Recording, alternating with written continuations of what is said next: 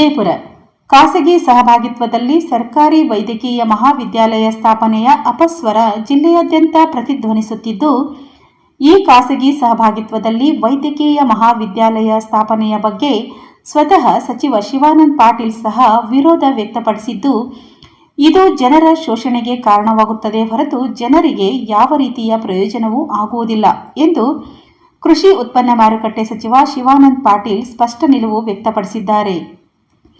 ಸುದ್ದಿಗೋಷ್ಠಿಯಲ್ಲಿ ಮಾತನಾಡಿದ ಅವರು, ಖಾಸಗಿ ಸಹಭಾಗಿತ್ವದಲ್ಲಿ ಮೆಡಿಕಲ್ ಕಾಲೇಜ್ ಸ್ಥಾಪನೆಯ ಅನಿವಾರ್ಯತೆಯೇ ಇಲ್ಲ. ಒಂದು ವೇಳೆ ಈ ಮಾದರಿಯಲ್ಲಿ ವೈದ್ಯಕೀಯ ಕಾಲೇಜ್ ಸ್ಥಾಪನೆಯಾದರೆ ಅದು ಒಂದು ರೀತಿಯ ಜನರ ಶೋಷಣೆಗೆ ಕಾರಣವಾಗುತ್ತದೆ. ಈ ನಿರ್ಧಾರವನ್ನು ಸಚಿವ ಸಂಪುಟ ಸಭೆಯಲ್ಲಿಯೂ ವಿರೋಧಿಸಿದ್ದೇನೆ. ಮುಖ್ಯಮಂತ್ರಿಗಳಿಗೂ ಸಹ ಮನವರಿಕೆ ಮಾಡಿಕೊಡುವ ಪ್ರಯತ್ನ ಮಾಡಿರುವೆ ಎಂದರು.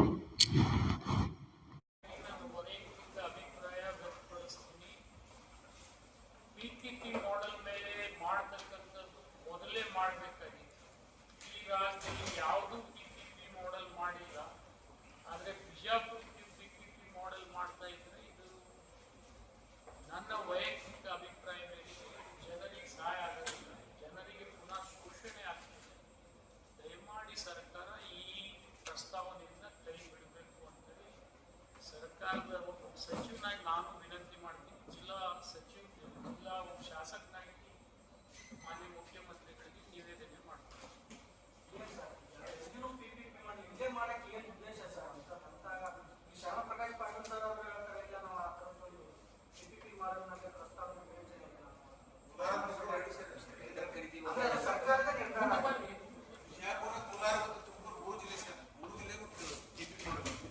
ಇಷ್ಟೆಲ್ಲ ಕಾಲೇಜಸ್ ಪ್ರೈವೇಟ್ ಮಾಡಿ ಯಾವ ಕಾಲೇಜು ಏಮ್ಸ್ ಸ್ಟ್ಯಾಂಡರ್ಡ್ ನಲ್ಲಿದೆ ಅಂತ ಕಾಲೇಜಿಗೆ ನೀವು ಪಿಪಿಪಿ ಮಾಡೆಲ್ ಮಾಡೋದು ಸೂಕ್ತ ಅಲ್ಲ. ನೀವು ಬಾಗಲಕೋಟೆಗೆ ಬೇಕಾದ್ರೆ ಪಿಪಿಪಿ ಮಾಡೆಲ್ ಮಾಡ್ಬೋದು. ಯಾಕಂದ್ರೆ 30 ಎಕರೆ ಜಮೀನಿದೆ, 35 ಎಕರೆ ಇದೆ, ಅಲ್ಲಿ ಬೇಕಾದ್ರೆ ಮಾರಿಡಿದ್ರೆ ನಡೀತದೆ. ಇಲ್ಲಿ 126 30 ಎಕರೆ 40 ಇರ್ಬೋದು. ಈಗ 140 ಎಕರೆ ಜಮೀನು ಇಟ್ಕೊಂಡು ಇಲ್ಲಿ ಮೆಡಿಕಲ್ ಕಾಲೇಜ್ ನಡೀತಕ್ಕಂಥ ಎಲ್ಲ ಸವಲತ್ತುಗಳನ್ನ ನಾನೇ ಒಬ್ಬ ಸಚಿವನಾಗಿ ಸೃಷ್ಟಿ ಮಾಡಿ ಒಂದು ಟ್ರೋಮಾ ಸೆಂಟರ್ ಮಾಡಿದ್ದೆ. ಅದಕ್ಕೂ ಕೂಡ ಸಿಬ್ಬಂದಿ ಕೊಡ್ಲಿಲ್ಲ, ಅನುದಾನ ಕೊಡ್ಲಿಲ್ಲ. ನಾನು ಕ್ಯಾಬಿನೆಟ್ ನಲ್ಲಿ ಪ್ರತಿ ಬಾರಿ ಧ್ವನಿ ಎತ್ತಾರೆ. ಅಲ್ಲಿಂದ ಕ್ಯಾನ್ಸರ್ ಸೆಂಟರ್ ಮಾಡಿದೆ, ಆಂಕಾಲಜಿ ಸೆಂಟರ್, ಅದನ್ನ ಅರ್ಧಕ್ಕೆ ಕೈ ಬಿಟ್ಟಿದ್ದಾರೆ. ಅದು ಕೂಡ ನನಗೆ ನೋಡಿದೆ. ಸೂಪರ್ ಸ್ಪೆಷಾಲಿಟಿ ಬಿಲ್ಡಿಂಗು 300 ಬೆಡ್ಡಿನ ಸೂಪರ್ ಸ್ಪೆಷಾಲಿಟಿ ಹಾಸ್ಪಿಟಲ್ ಕಟ್ಟಿದ್ದೀವಿ. ಮಾಡ್ಯುಲರ್ ಓಟಿಗಳನ್ನ ಮಾಡಿ ಅದನ್ನು ಕೂಡ ಇವತ್ತು ರಾಜ್ಯದ ಜಿಲ್ಲೆ ಜನತೆಗೆ ಉಪಯೋಗ ಆಗದೆ ಇರತಕ್ಕಂಥ ಸ್ಥಿತಿ ಇಟ್ಟಿದ್ದಾರೆ. ಇದ್ರ ಬಗ್ಗೆ ನನಗೂ ನೋವಿದೆ, ನಾವು ಬರೀಬಹುದು.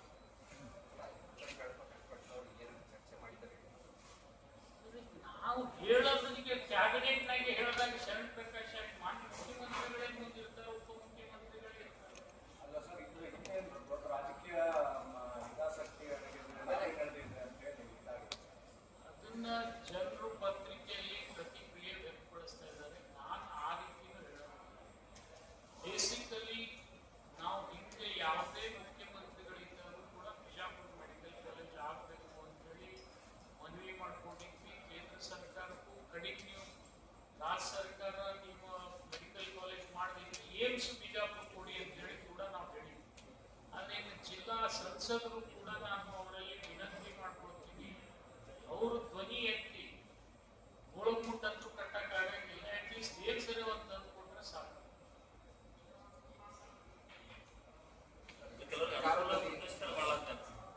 ಅನುಕೂಲ ಮಾಡೋದಕ್ಕಾಗಿ ಬಗ್ಗೆ ಅಭಿಪ್ರಾಯ ವ್ಯಕ್ತಪಡಿಸೋದಿಲ್ಲ. ನಮ್ಮ ಆಸೆ ಬಿಜಾಪುರ್ಗೆ ಒಂದು ಮೆಡಿಕಲ್ ಕಾಲೇಜ್ ಆಗ್ಬೇಕನ್ನೋ ಉದ್ದೇಶ ಇಷ್ಟೇ.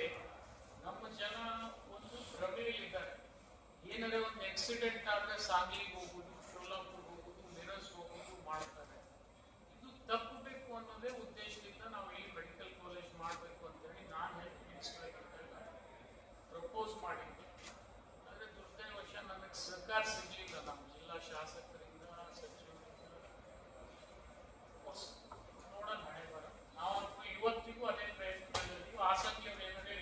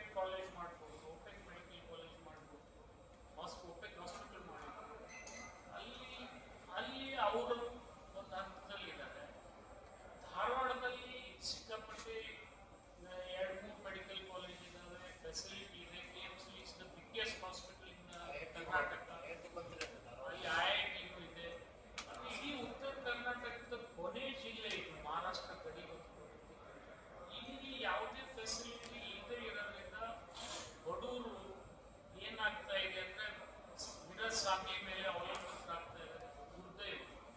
ಜೊತೆಗೆ ನಾನು ಇನ್ನೂ ಒಂದು ಸಾಧನೆ ಮಾಡಿ ತೋರಿಸಿದೆ. ಏನಪ್ಪಾ ಅಂದ್ರೆ MCH ಹಾಸ್ಪಿಟಲ್ ಬಿಜಾಪುರ್ನಲ್ಲಿ ಇರಲಿಲ್ಲ ಮೊದಲು. 150 ಬೆಡ್ಡೆಡ್ MCH ಹಾಸ್ಪಿಟಲ್ ಮಾಡಿದ ಮೇಲೆ ಇಡೀ ಬಿಜಾಪುರ ಬಡವರಿಗೆ ಅದು ಅನುಕೂಲ ಆಯ್ತು. ಇವತ್ತಿಗೂ 30ರಿಂದ 35, 40, 50 ಹೆರಿಗೆಗಳು ಕಾಯ್ತಾ ಇರ್ತಾರೆ. ಅಷ್ಟು ಜನ Bijapur civil hospital has been recognised as the best hospital in state MCH. ಮತ್ತು ಒಂದು ಸರ್ತಿ ಸೆಕೆಂಡು ಫಸ್ಟ್ ಕೂಡ ಬಂದಿದೆ. ಅಂತ ಆಸ್ಪತ್ರೆ ನಮ್ಮ ಕೈಯಲ್ಲಿ ಇದ್ದಾಗ ಮತ್ತು ಎಲ್ಲ ಇನ್ಫ್ರಾಸ್ಟ್ರಕ್ಚರ್ ಬಿಲ್ಡಿಂಗ್ ನಾವು ಹೆಚ್ಚು ಕಡೆಗೆ 390 ಕೋಟಿ ಖರ್ಚು ಮಾಡಿದ್ವಿ. ಕಾಲೇಜ್ ಮಾಡಕ್ಕೆ ನರ್ಸಿಂಗ್ ಕಾಲೇಜ್ ಕೂಡ ನಾನು ಮಾಡಿದ್ವಿ, ಪ್ಯಾರಾಮೆಡಿಕಲ್ ಕಾಲೇಜಸ್ ಮಾಡಿದ್ವಿ ಸಿವಿಲ್ ಹಾಸ್ಪಿಟಲ್.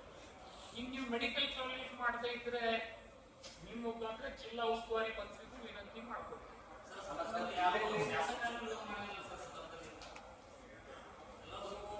ನೀವು ಬೇರೆ ಮತ್ತು ನನಗೆ ಅವರಿಗೆ ಸಂಘರ್ಷಕ್ಕೆ ಹೋಗ್ಬೇಕು.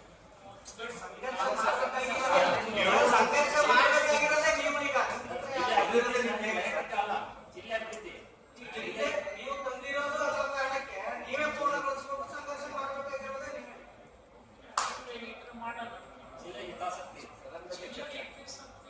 ನಾನು ಕ್ಯಾಬಿನೆಟ್ನಲ್ಲಿ ಭಾಳ ಸರ್ತಿ ಹೇಳಿದ್ದೀನಿ, ಬಿಜಾಪುರ ಮೆಡಿಕಲ್ ಕಾಲೇಜ್ ಬಹಳ ಅನಿವಾರ್ಯ, ಅವಶ್ಯಕತೆ ಎರಡೂ ಇದೆ. ಮತ್ತು ಇನ್ನೊಂದು ನಿಮ್ಗೆ ಆಶ್ಚರ್ಯ ಸತ್ಯ ಹೇಳ್ಬೇಕಂದ್ರೆ ಅದಕ್ಕೆ ನೀರಿನ ಕೊರತೆ ಕೂಡ ಇಲ್ಲ. ಕಾಸರಗೋಡಿನ ನೀರನ್ನೇ ನಾನು 5 ಸಿವಿಲ್ ಹಾಸ್ಪಿಟಲ್ಗೆ ಡಂಪ್ ಮಾಡಿದ್ದೆ.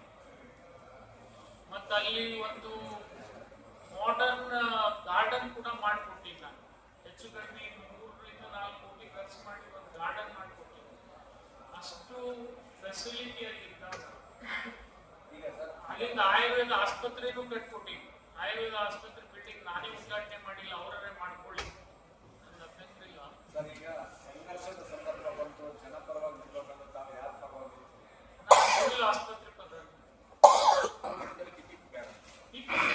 ಟಿಪಿಪಿಯಿಂದ ಕಷ್ಟ ಆಗ್ತದೆ. ನಾಳೆ ಬಡವರು ಶೋಷಣೆ ಆಗ್ತದೆ. ನಾನು ಅವಾಗೇ ಬಂದಿದ್ದೆ, MCIದವರೆಗೂ ಬಂದಿದ್ದೆ. ಮತ್ತಿಲ್ಲ, ಮತ್ತೀಗ ನಾನು ಸಂಸದರಿಗೆ ಒಂದು ಪತ್ರ ಬರೀತಾ ಇದ್ದೀನಿ. ನೀವು ಅಟ್ಲೀಸ್ಟ್ ಏಮ್ಸ್ ಆದ್ರೂ ಶರಣ ಪ್ರಕಾಶ್ ಪಾಟೀಲ್ ಅವತ್ತ ನಿಮ್ಗೆ ಜೂನಿಯರ್ ಅದಾರು, ಇವ್ರ ಬಳಿ ಪ್ರೆಷರ್ ಹಾಕಿ ಮಾಡಿಸಿ ಡ್ರಾಪ್ ಮಾಡಿಸಿ. ಸರ್, ನಾನು ಮುಖ್ಯಮಂತ್ರಿಗಳಿಗಿಂತ ದೊಡ್ಡವರು ಯಾರಿಲ್ಲ, ಅವರಿಗೆ ನಿವೇದನೆ ಮಾಡ್ಕೊಂಡು ಅಲ್ಲಿ ಶರಣ ಪ್ರಕಾಶ್ ಅವರೇ ರಿಸಲ್ಟ್ ಬರ್ಬೇಕಂತ ಅದೇ CMಗೂ ಅವರು PPP ಪರ್ಟಿಕ್ಯುಲರ್ ಮನುಷ್ಯಗೆ ಪ್ರಾಮಿಸ್ ಮಾಡ್ಯಾರ ಅಂತ ಸುದ್ದಿ ಅಲ್ಲ. ಇದೇ ಪ್ರಾಮಿಸ್ ಮಾಡಿದ್ದಾರೆ, ನಾವು ಮಾಡೇ ಕೊಡ್ತೇವೆ ನಿಮಗೆ. ಅದು ನಾನಿರುವಾಗ, ನಾನು ಹೆಲ್ತ್ ಮಿನಿಸ್ಟರ್ ಆಗಿ ಇರುವಾಗ ಅದನ್ನು 100% ಮಾಡ್ತೀವಿ, ಸಹಾಯ ಮಾಡ್ತೀವಿ ಅಂತೇಳಿ ನನಗೆ ಕುಮಾರಸ್ವಾಮಿ ಅವರು ಹೇಳಿದ್ರು. ಪಾಪ ಅವ್ರು ಸ್ವಲ್ಪ ಮಟ್ಟಿಗೆ ಸಹಾಯ ಮಾಡಿದ್ರು, ಕಂಟಿನ್ಯೂ ಮಾಡ್ತಾ ಇರೋದು ಅಷ್ಟೇ.